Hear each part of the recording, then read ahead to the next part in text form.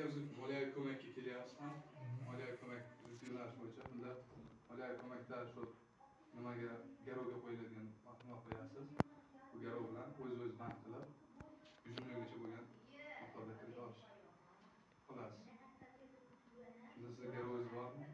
Ha? Shu 2020-yildan yuqori bo'lgan tomosha qo'yiladi aka. Muddati 3 yildan 3 yilga muddat beriladi, 6 oy imtiyoz yoziladi.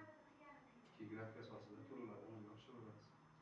Uni biz naqd shaklda, u degani plastikka tushirib beramiz, o'ziga plastik ochiladi. Biz chiqarib beramiz. Aka sizga ta'lim krediti yo'nalishi ekan. Ta'lim kreditida aka biza shu nimada davlat tashkilotida ishlab turgan bitta odamni nimasini qo'yasiz. Ish haqisini kafillikka o'tib beradi. Fuqaroni shu talabani o'zini nomidan xazina ilovasi orqali arizalar jo'natiladi. Muddati uni 4 yildan keyin 7 yil